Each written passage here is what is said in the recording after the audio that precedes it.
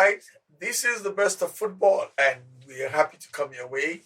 And of course, my team is complete. OJ is here. OJ. Uh, Happy to be here again, Dudu. We've seen some crazy matches, some crazy decisions, some things changing. Interesting times ahead. Nike. Yes, a pleasure to be back. And the atmosphere is turbocharged as expected of any World Cup of this standard. And it's delightful, always a delight to be here. Jide, Infantino's bleached World Cup. Yes, Infantino has decided to mess up a century-old competition by himself. We'd like to see where he takes it from here. It's not looking good for the future, but it's always back to be here. Nice to have you guys around. I am sure that OJ, did the Belgians say it's football, not soccer? Yeah, it's football, not soccer. I'll get it tweet that post out. Of course, they went into that game like they were bruised. They wanted to prove a statement. And for some, they say it's nice that Fulari even played the game so that he played. Yeah, there'll be no excuses. There was exactly no excuses, and he played 90 minutes before he was subbed. So they came, and at the end of the day, posted on their national team official handle of the national team. It's soccer. Cancel the soccer. It's football. Okay, let's go straight into the business. Let's just go straight into the business. The last 1 week, was actually in chaos at the World Cup, whether we like it or not. Some talking points, and let's begin with the games on the pitch. Jide? Yeah, the last 1 week was chaotic, really. Some expected results, some unexpected results. Some big names dropped. We didn't think they would, even though we could also argue that they've not really shown that they deserve to be called big names over the course of this competition. But yeah, what you would say then is that the football has finally landed. Now we are seeing what the World Cup should be about. The 48-team competition gives you room for all kinds of experiments. But when you get to the knockout stages, then you know who the true championship teams are. Nike, what are your pick? What games are your pick so far? England, Congo?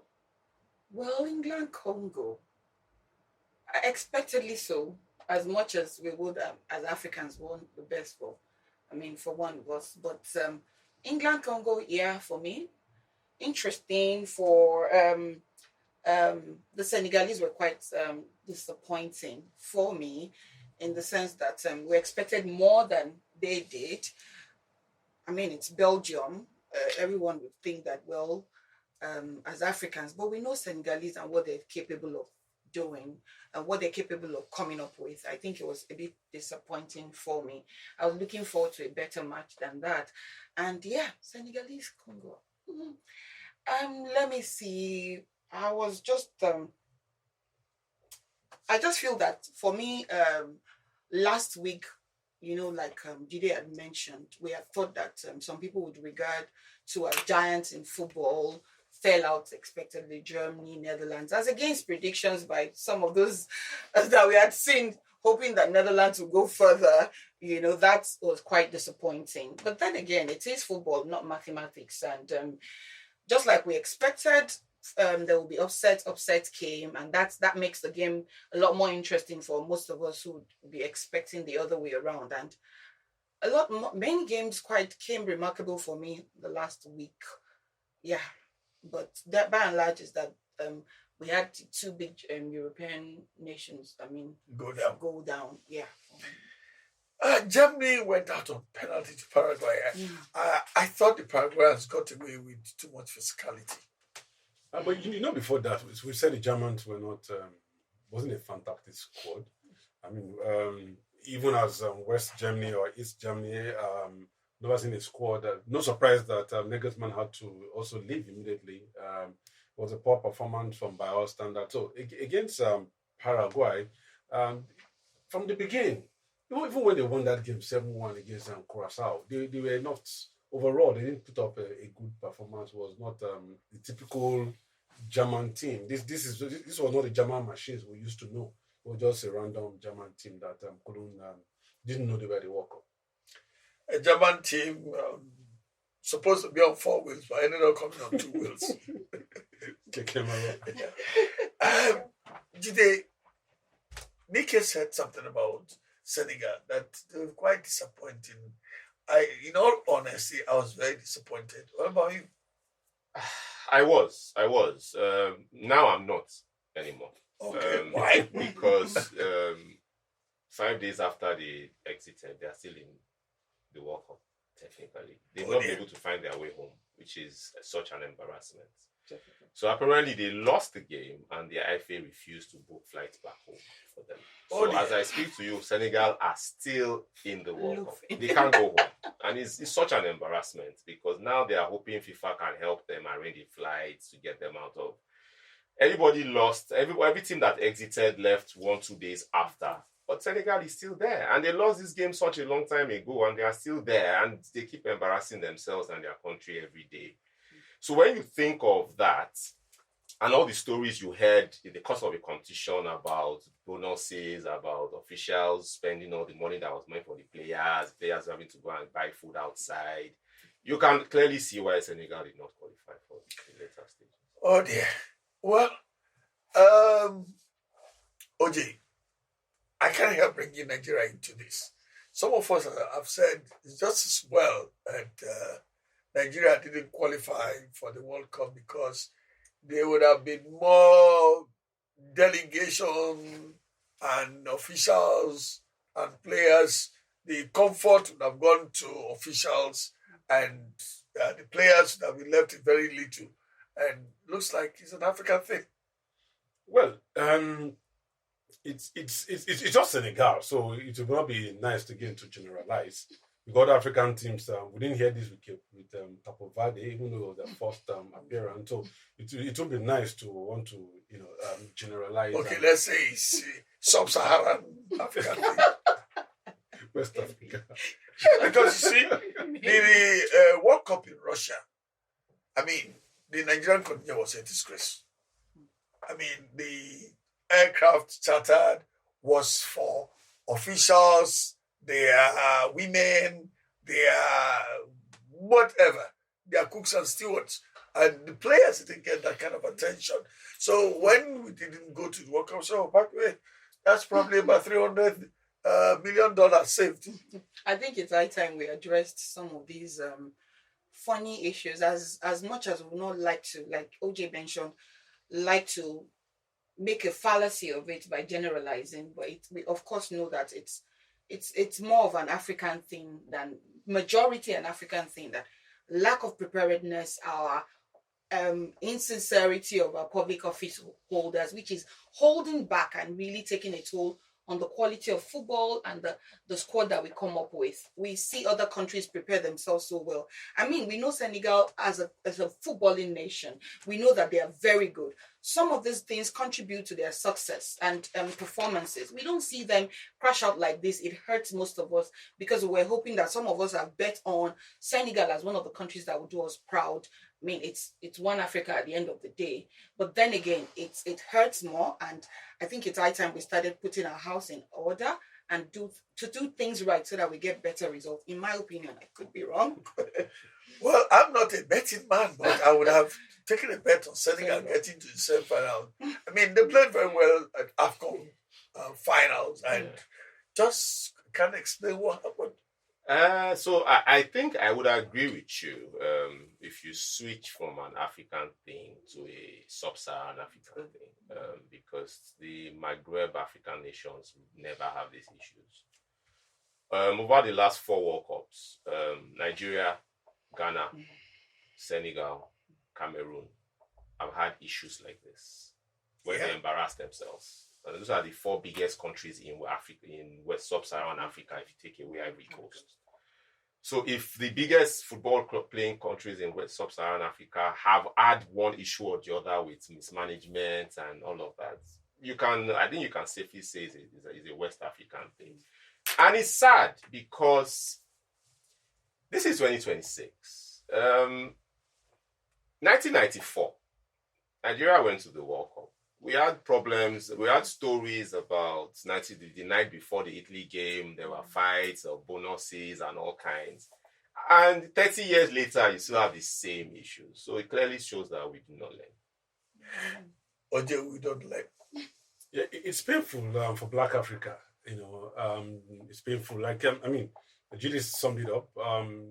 Maghreb, you hardly hear even small North African countries like Libya. Libya. Yeah. You don't even hear of all of this. Talk about the big ones, Egypt, Algeria, Tunisia, and co. But when you're now coming down this way, it becomes a recurrent issue.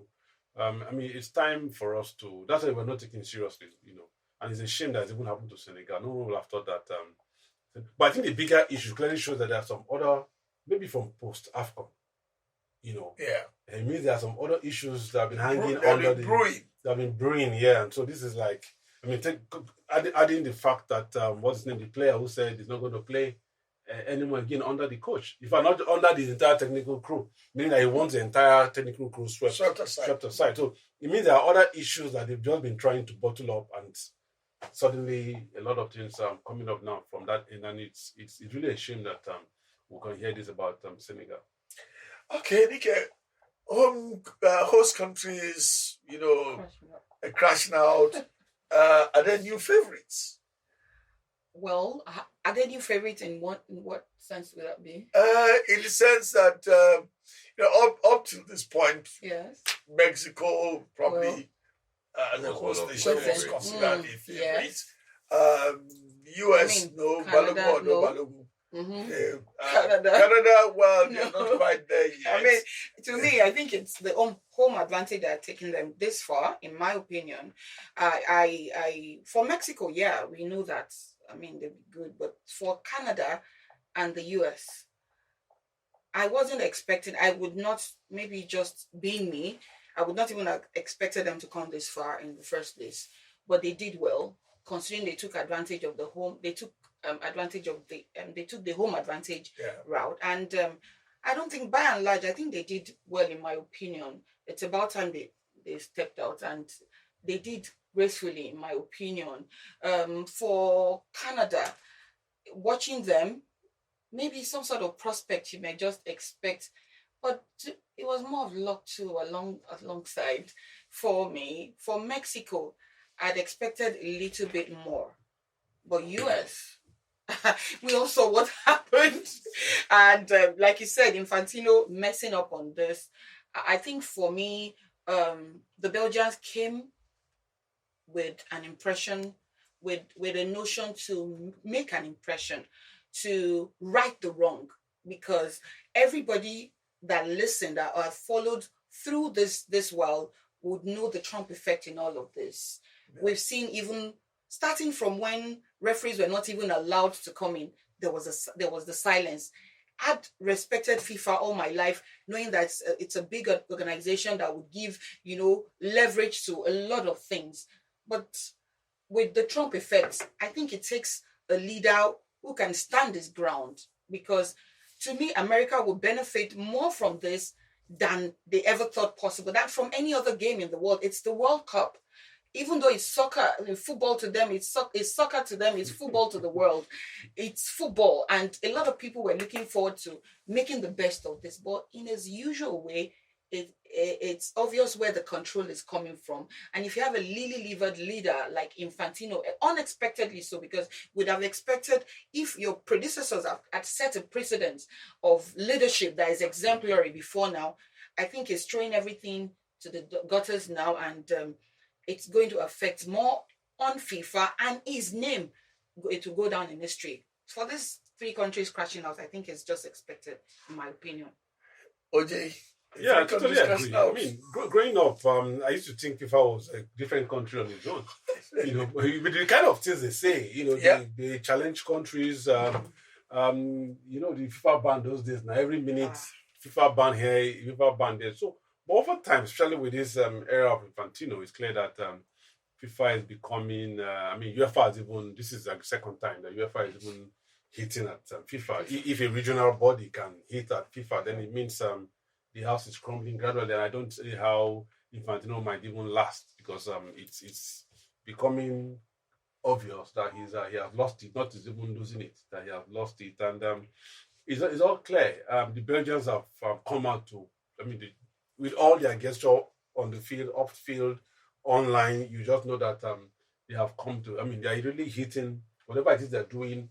They are hitting FIFA. It's targeted at the US, but then at the end of the day, you know that they're just hitting FIFA. You don't even know what you're doing. Okay. Infantino secured another term just before. All of this started? Is it that he knew what was coming? He knew quickly got what he put down? Yeah, to a large extent, he's a very good politician, if not a very good football manager. What he knows how to play the politics of the game. To become FIFA president, he only needed 103 votes around the world. But Africa and Asia gives him 111 votes. So he knew that he only needed to secure Africa and Asia, and he didn't care about what Europe was going to do, or Oceania, or the US, or anybody else. So he knew where his target audience was going to be, and he stuck to it. And unfortunately, Africa really is the problem. Because we have 53 countries. That's a large bloc. Unfortunately, we always vote as a bloc, regardless of what it is. And unfortunately, you can't really be, apart from the extra FIFA World Cup slots that FIFA has given, and maybe one or two goal projects here and there that you see, I'm not sure Africa can really say anything we've benefited from FIFA in the last, really benefited from FIFA. But then we're the continent that technically we single-handedly elect FIFA presidents because of the power we have. But it seems we don't know the power we have. So Infantino, that's the reason why he will bring an Amajupini close. He will bring, although it seems like he has some minor issues with Fawzi Lekja, the Moroccan president now. It seems like they are not too much. But he knows that the rest of he's very, very good at his game, and he has played it perfectly. So even though everybody is making noise now, it's almost guaranteed he's going to be FIFA president for the next 4 years, unfortunately. But all this will still hang around him. His credibility, his integrity, and all of that will remain. Will remain like shadow. Yes, but you know that typically FIFA presidents over the last 15, 20 years have been brought down by the US. So what he did was to ensure that the US was an ally. All the FIFA president corruption cases and everything originate in the US courts. So if you have the US on your side, who is going to initiate any court proceedings to bring you out? So I think he has locked up his presidency for the nearest future. Okay, unfortunately, he cannot reverse the results of the Belgium USA.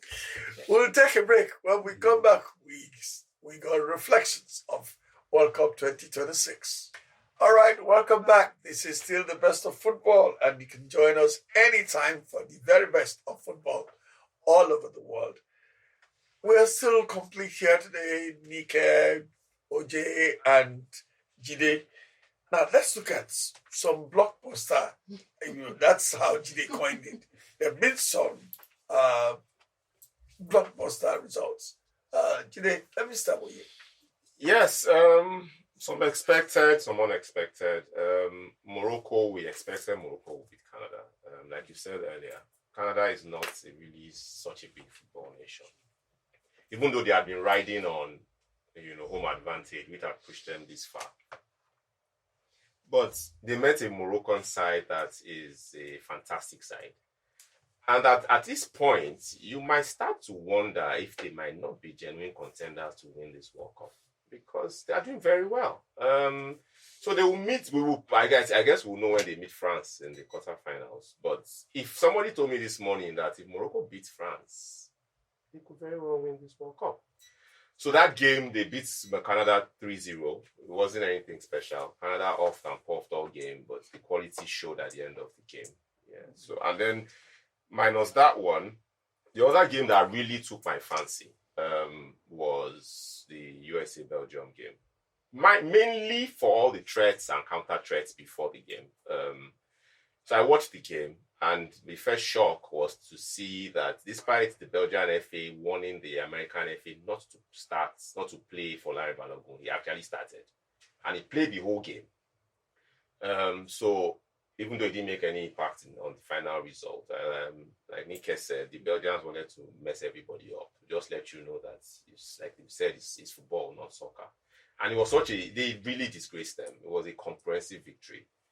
It didn't give room for any doubts. So, and it was good, like what they said, it was good for Lion Balogun played. So nobody would have an excuse to say it was because he didn't play, that's why they lost. So those are the two main games I really looked out for. Okay. Yeah, for me. Your games? Well, Jide mentioned, the Canada-Morocco match. For me, the interesting thing was the number of yellow cards in the game. It was as though they came to collect yellow cards, but I mean, there was no red card at the end of the day. So I think history was made because aside of the regular football, I like to look beyond the regular. For the upset, we'll talk about Brazil, Norway. The upset, I felt that disappointingly, Brazil being what they are, it was for me another highlight of the game, because sometimes when you see the big guys crash out, you would really feel sorry for them. And then the Mexico England. If you remember my first time of coming on Best of Football, I was saying, I was looking forward to the English side. I think they're not doing badly. For me, Hurricane for me is a good one. It's doing fantastic in my opinion. And you can't take away the flaws that the English bring to football. There's the celebration and how they're punditry. Sometimes when I listen to them, they've taken football to another level. And that for me, I can just imagine what they're doing with this already. I see this round as a round that has shown us what football should be like. I really am enjoying every bit of it. And Jide rightly mentioned earlier to the Belgium US match. It was a statement-making match for me. It was a one that's defined what illegality should not be tolerated in football, and how it can be punished. Some would say it's their karma, but then again, it really did resonate. It would resonate with a lot more of us as the years go by, and it will go down in history as one that would have been an opportunity that would have been taken away from people. I think there was an overrating for the Americans, in my opinion, because the American spirit is the can-do spirit. They have the world right under their feet, and this indeed put the world towards them to say, you know what, you can't get it all the time, regardless of what Infantino, like OJ mentioned earlier, that they would have wished to have called for a reversal of the score line. So it's at the round of 16, we're seeing what should be seen, and we're looking forward to greater days ahead. I'm enjoying every bit of this. Okay. Okay. Mexico held on doggedly. They pushed all the buttons, but England showed resilience. At some point, they were down to 10 men, but they were still able to hold on to 2-3. And like Nika said, Hurricane.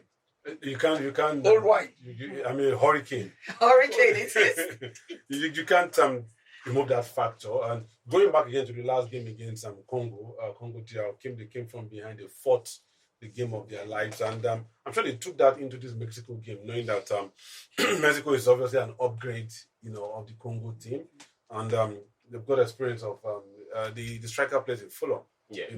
So a few players with Premier League experience, English football experience, so they all know that, and they knew it was a game they had to. Again, you can't rule out the home advantage too. It was a chance for the Mexicans to go through. The fans were there, pumping them.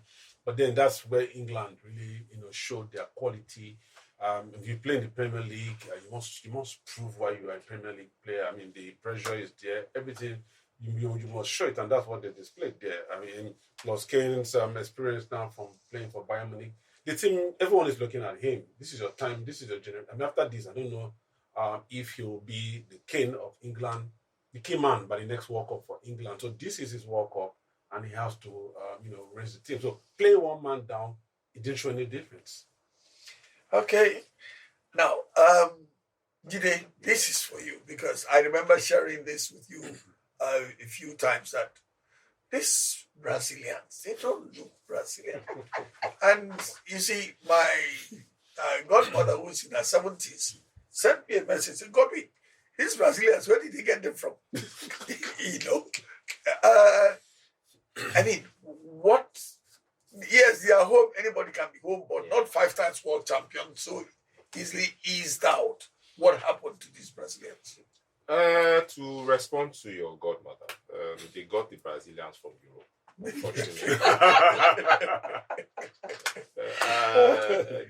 they've virtually lost all sense of being Brazilians. Because for those of us who have watched Brazil for years, what you've seen Brazil play over the last 2-3 World Cups is nowhere near what Brazil normally is supposed to play. And the moment they decided to switch to European styles of football, they lost their identity. So what you will say about Brazil is that Brazil does not have an identity as we speak. It's crazy because in Brazil, before, a Brazilian team would have 6, 7, 8 flair players that will be celebrated. Yeah. Now you have one. And that one is an Estevao that did not even go to the World Cup. He's the only Brazilian player you can find in many parts of Europe today. All the others have become Europeans. And if you know, European football is more robotic than anything else. Too much emphasis on techniques. They try to take out the flair from your game. Just follow instructions. Don't think. Just tell what we tell you to do, you do. And the Brazilians are beginning to show that it has significantly impacted their game. They might need to switch. And then they made it worse by going for an Ancelotti, who traditionally, being an Italian, spends a large part of his tactical play on defensive solidity. He's not really big on offensive. So you notice that the Brazilians, they were defensively strong, but they almost seemed to lose ideas when they got to the later part of the final third. They just did not know what to do. And which was such a shock because if you look at the names they had in that team, you'd have thought for people playing in Barcelona and Real Madrid, all you saw in that Brazil was individual quality. They did not have a team that showed that they understood the identity they had. And then when you start the competition with an Igor Thiago, who is I'm sure he was not even born in Brazil. He cannot be said to be Brazilian in any way. It just shows you how far their football has fallen. I really do not know where they will go from here because they are not producing the type of footballers they were producing in the past. Their star players leave Brazil too early these days to go to Europe. So they lose their identity very quickly. It's looking very, very dire for Brazil. Brazil kept Yao Pedro out and Neymar. Nike. And Neymar was there. Yeah, but at least, Neymar got to prove himself. Maybe just the one time. But I still feel that they're fast losing, which I'll agree with Jide too, losing the Brazil effect. Indeed. I remember those days we see football and what you see from Brazilians is not what any other country would offer. They were like the benchmark. Yeah. It's sad to say that we don't have that anymore. And that's why I see that as much as the world is getting smaller, the leagues are, you see footballers from every part of the world. As much as we want to embrace what other countries would offer because there are players, they need to go out to get money and all. I think the original identity of a country, what is the peculiarity of that country should be retained as best as possible. And that comes with managing the team and their managers to how to make them retain what they have. We see our players go out, you would embrace English side, you embrace the European style of football. But when they're together, I remember what Westhoff gave us. Our boys were out there. When they come together, you would see what we, even though as much as he raised homegrown as best as he could, we had the Nigerian effect. And that took us to the best level ever in the history of our football, even in the world, That's what I think Brazil is missing now and needs to be worked. It would take some sort of renaissance to get them back to that level. And I don't think it's not achievable. It just needs some intentionality and then sincerity of discovering talents. Because if a nation is peculiar with some sort of a style, that means that it's inherent, it's there, natural. So there will still be talents that will be discovered and will be able to give as much as what we've seen of Brazil in the past. Neymar, well, it's just a lone tree. It was just like a loner doing his thing. Okay, I hope that those who, the custodians of our football, NFF, are listening to you too, because there's a need for this intentionality too about our football. OJ is a master of the domestic league. And while some countries are strengthening their teams from diaspora, people are quite critical about Nigeria doing the same thing. But the league at home isn't inviting enough. Can we just look at that and see if it's part of our World Cup rebirth, the rebirth of our World Cup dreams? Part of the challenge locally here, I mean, I was going to say, just add to what Nick has said, starting from that with Brazil. You see, even at under 17 level, clubs like, you remember Love, and, sort of clubs like Shakhtar Donetsk, the clubs in Ukraine, at a point in time, they were just waiting for those Brazilian under 17 players. Since they knew they couldn't compete with the work for the guys in Europe, they just leave those ones. Those under 17 guys, take them, they play there for a while, and the guys in the clubs in Western Europe come for them. Hawk and Co. That was how it happened. So you look at Shakhtar, when Shakhtar is playing, and Dynamo, the other club, Dynamo Kiev. You see Brazilians, they're up to like 10 Brazilians, in all those clubs, and that's how they move those guys from a very young age. So coming back to our own situation, we are almost having the same case because our players are young. I believe in the Nigerian League should be called the Farmers League. Why? Yes. Okay, tell us. Sorry, excuse me. Is it true? Why? Look at why was the friendly called the Farmers League, for example? The players were moving out. At the very, you look at clubs around, they move. So in our own case, players even live very early. Players leave academies these days. Zadok didn't play in the league. Yeah. I mean, from a club in an academy in Kaduna, and in Kaduna found himself in Sweden. Fantastic guy. Now in Brighton. So a lot of players move at a very fast rate. Raw then said that anybody invited was always, but I still believe that if we agree and sit and call it a Nigerian project, then we'll begin to be intentional about it. And that way we can help the league. Otherwise, players will just Tanzania, if a club in Tanzania offers you more, what do? You move. I mean, players go to Rwanda because they offer more. It's about money. They offer more. So we're not even talking about the Maghreb region, the Maghreb now, even Libya offers more. I mean, technically, we sit down here and talk about all the issues in Libya, but football in Libya is doing, Cisse was the national team. So if Cisse can go for the national team, it tells you how much money was put before him. But we need to be intentional about what we want for the league, and of course, I like the way the coach Chell picked. It was a departure from Raw's time, and he was able to pick some guys. I'm sure must have spoken to them and let them understand the need for them to stay for some time before they move.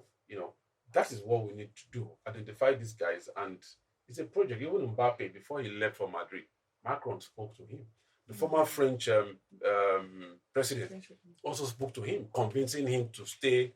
He spent about 2 or 3 years before eventually he moved to Madrid. So we must it's a project, and that's the way we must take it. Okay, there has to be intentionality, and the Football Federation of Nigeria will make sure that we don't go the way of Italy and miss a third World Cup. It will be very disastrous. We'll take a break. When we come back, we look at the South American team that is playing AFCON. Welcome back. This is still the best of football, and we're talking about World Cup 2026. Just before we went on the break, I said the South American countries will be playing AFCON. I meant Argentina. Always seem to be playing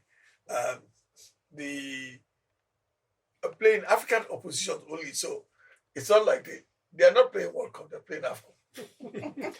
Yeah, you could say so. In 5 games, tonight they'll be playing their third African team, so he might as well be playing AFCON. Some people would argue that that's an easier route to them for them. Already there were arguments that Vietnam was on the easier side of the bracket, although Cape Verde showed that that's not entirely true. And who knows, maybe Algeria will do a lot more. In fact, I saw a funny statistic this morning. In the round of 16, all the teams on the left side of the bracket have lost. All the teams on the left side, all of them. There are 2 more teams on the left side, and one is Argentina. The other one is Colombia. So if that trend continues, it's suggests that Egypt might beat Argentina today. So we would like to see how that goes. Maybe the AFCON adventure might not end very well for them after all. OJ, Argentina, and it looks like they got the what do you call it? The luck of the draw. If you put it that way, really, I mean, when you look on paper, again, like Jide said, no one believed that Cabo Verde were ever going to score against Argentina, and they stretch Argentina. But then on paper, really, when you look at Argentina, you look at the teams, Egypt, Cabo Verde, Algeria, it looks like the luck of the draw.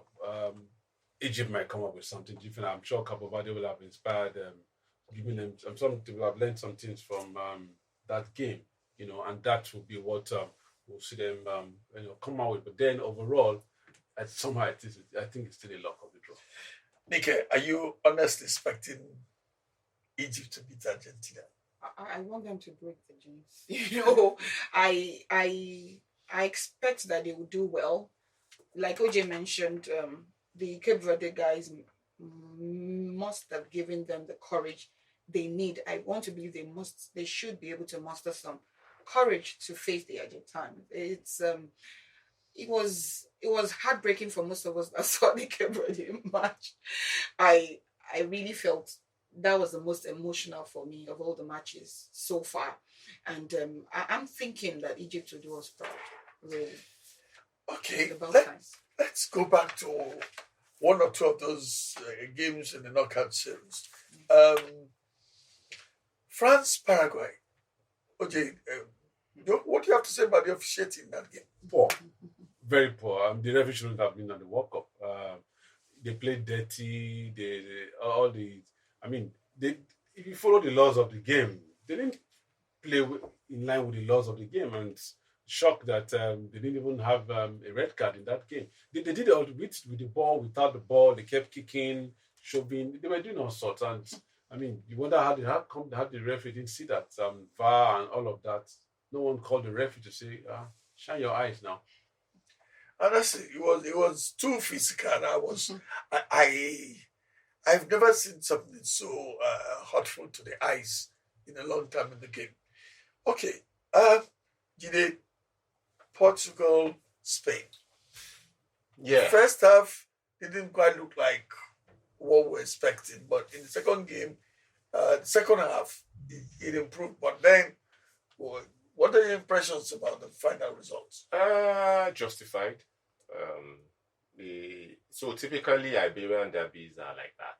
They're usually very tight. So Spain is the better side, obviously. But Portugal of recent have shown a lot of heart. That's a team in Europe that has grown recently, and they've shown that they have quality. They have a lot of very quality footballers. What I saw as their Achilles heel in that game was the fact that they relied too much on Ronaldo. It was unfortunate because he should not have started that game, in all honesty. He slowed down the attack.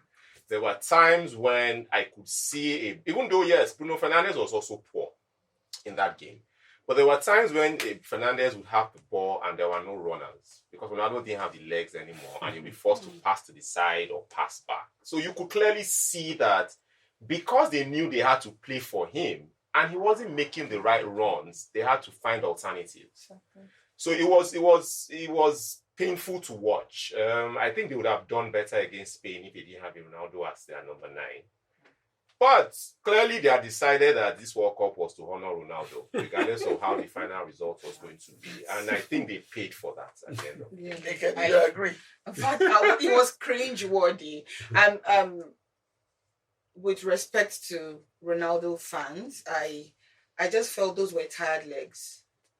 And I felt that, when you get as big as Ronaldo, sometimes the coach needs to draw the line between being a player and then being the coach. In my opinion, I just felt it was more like it was a record setting. They were working towards Ronaldo setting the records, making history, that they forgot they shouldn't have put him on 90 minutes. It was grumpy, it was sloppy, it was as much as you expect the flounce, the Ronaldo that we know. Every player has a shelf life. And when it gets to that, nature naturally tells you to stop. It was okay. I would have felt it would have commanded more respect and the game would have changed more if they had brought him in later. Considering experience and then the presence alone that he would command against the opposition. I felt that yesterday would have been lost a lot of chances, given they would have made that game, in my opinion, they would have done better. They would have beaten Spain. As much as some of us wanted Spain to win, but I really would have preferred if Ronaldo didn't have to play 90 minutes. The game depended on him. They kept feeding him and he couldn't deliver. That's not the Ronaldo we know. And I don't think it's a good way for him to end his World Cup experience. We want to remember him as the Ronaldo that is good, very good. And yesterday rubbished the whole of it. In my opinion, but that's just me personally speaking, and I think they paid for it. Okay, unfortunately. But, Oji, was Spain convincing? Yeah, they were spectacular about, Nikki and Judy summed it up earlier. When you put everything, like you're going to carry a calabash and you give them none of that calabash to carry, and it's not supposed to break it.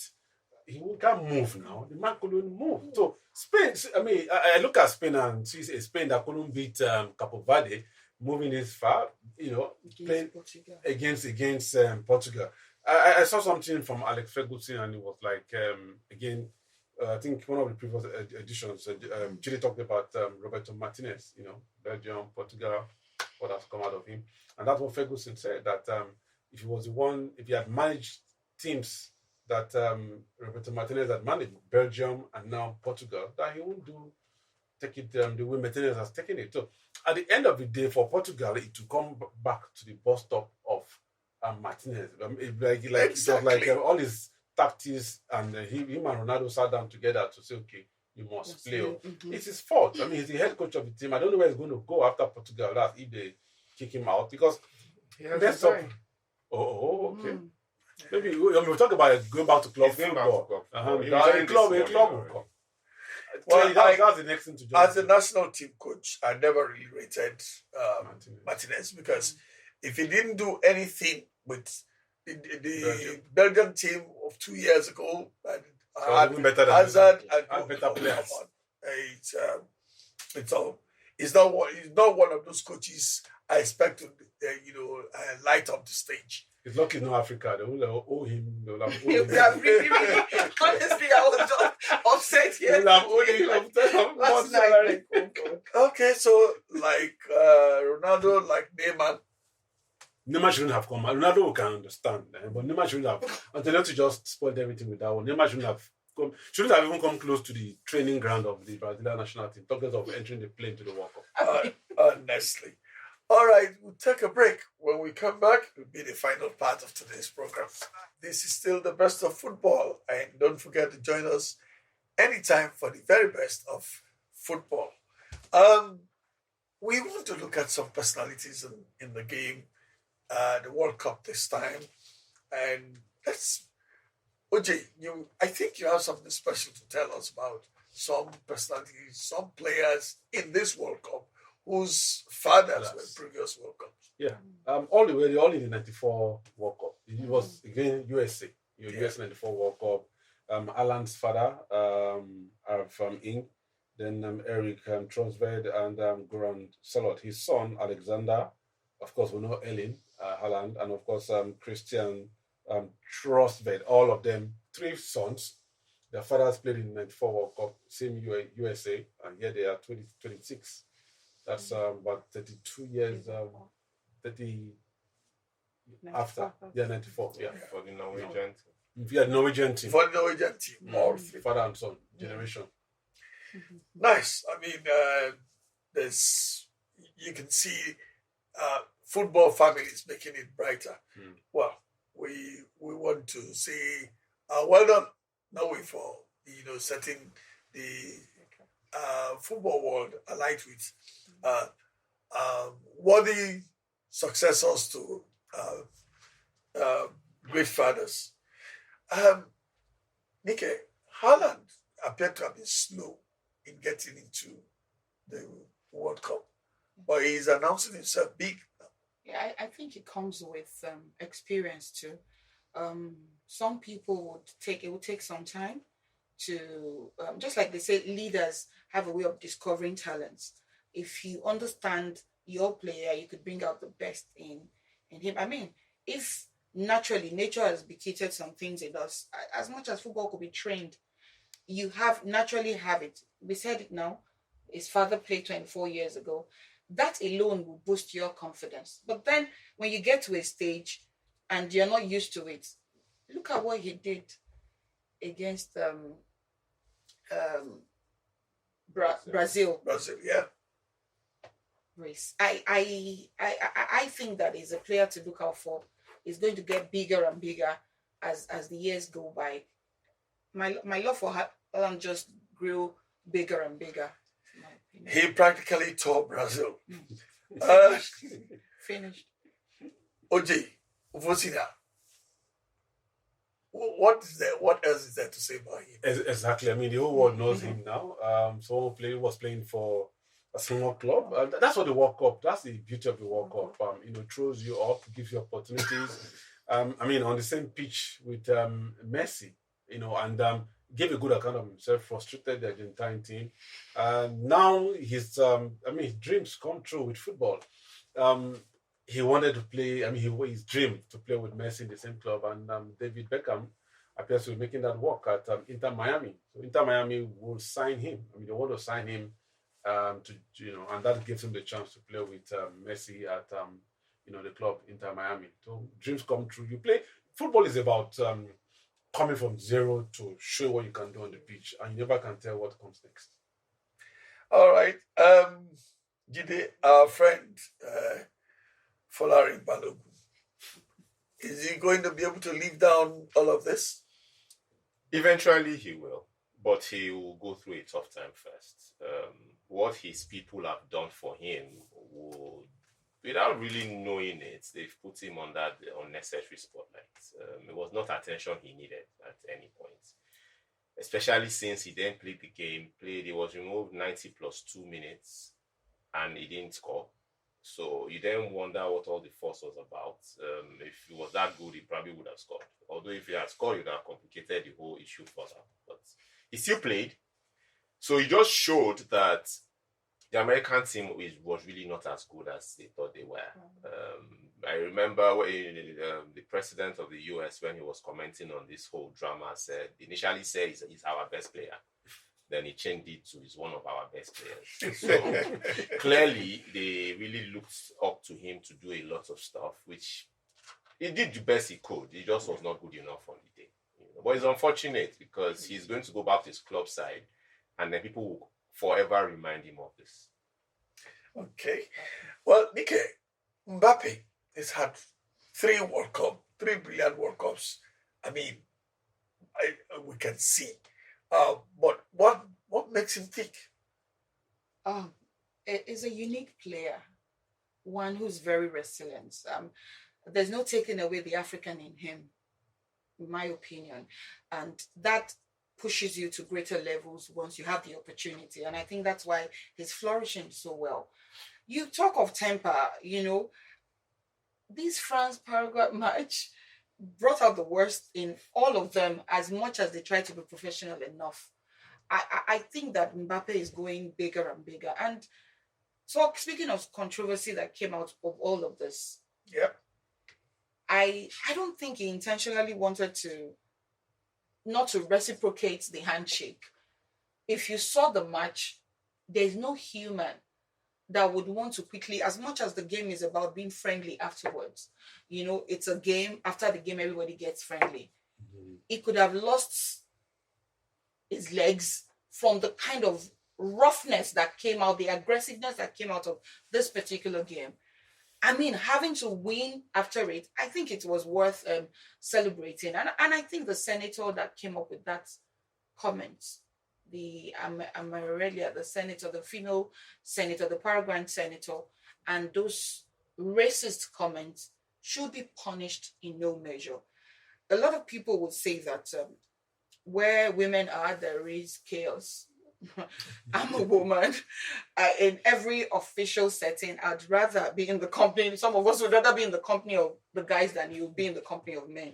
As much as I appreciate my gender, sometimes some unscrupulous elements amongst us could make this side really look so very crafty. This is one of those.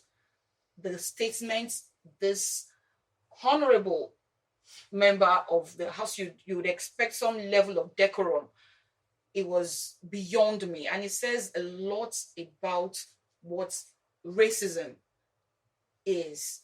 I was utterly in shock reading the statements. I mean, football is a game of emotion. We know that. But then your inner man speaks out when you're at some level. And I think he said a lot about the senator. And I think she should be punished. I saw a comment earlier saying that she was twisting the story again because Mbappe's response was, to me, the best. We would expect him to even be more, rougher, but he tried his best to be diplomatic enough and said his mind the best way he could. And I think that was just what he needed to do to this woman. It's uncalled for, and I think even FIFA should stand against that kind of comment going forward. Even though I don't see Infantino doing anything about that.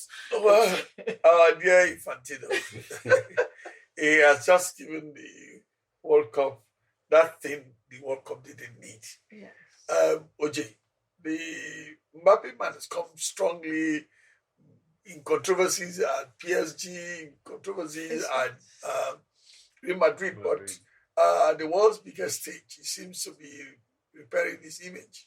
Yeah, I think he knows. He just understands that his job is to play football. He wants to win. I mean, he's a young lad. Won the World Cup in his first appearance. Got to the final again. This time around, they want to win the World Cup.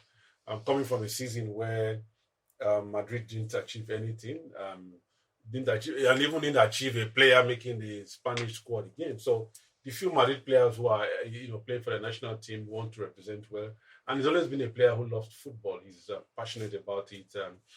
So coming from that, all that was in the. You play football on the pitch. If you want my handshake, you don't play like that. And at the end of the day, why would I shake you now? You don't deserve the hand. You just shown in 90 minutes plus that you don't deserve. This is not a football. I mean, like a friendly game where players kick each other and collect card, and you ask yourself, this is supposed to be a friendly match. It's not looking friendly. So after all that drama, you guys didn't come out like you ready to play decent football. So why ask for a handshake? Okay, Jide, are you on the same? Page? That Paraguay-France game was not a very good advertisement for football, particularly for the officiating side of it.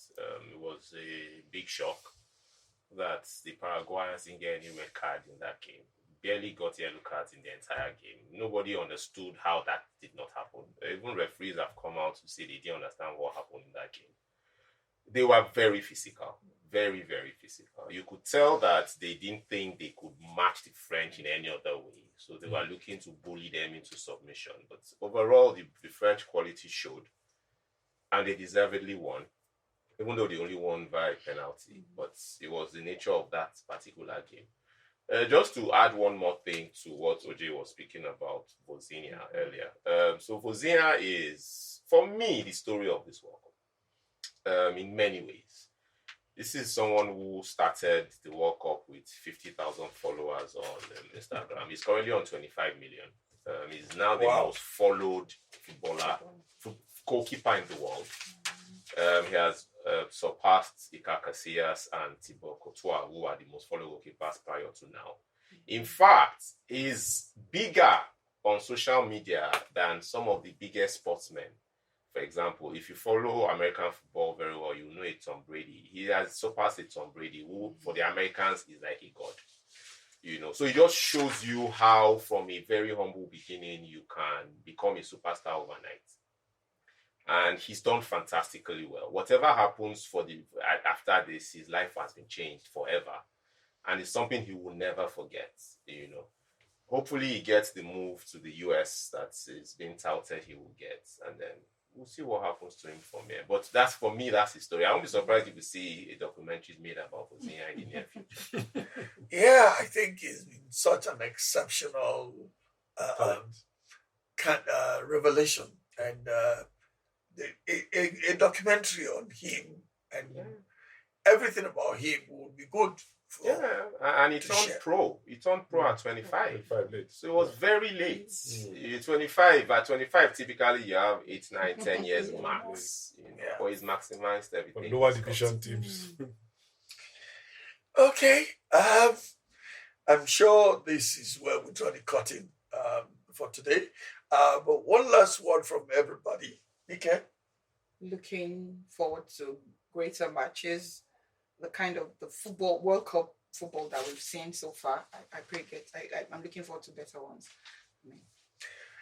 Okay. The numbers have reduced now. I think now we can say the the real men, have been separated from the boys. So let's see how it goes. It's still open. Anybody's World Cup. Could be just with Belgium's World Cup.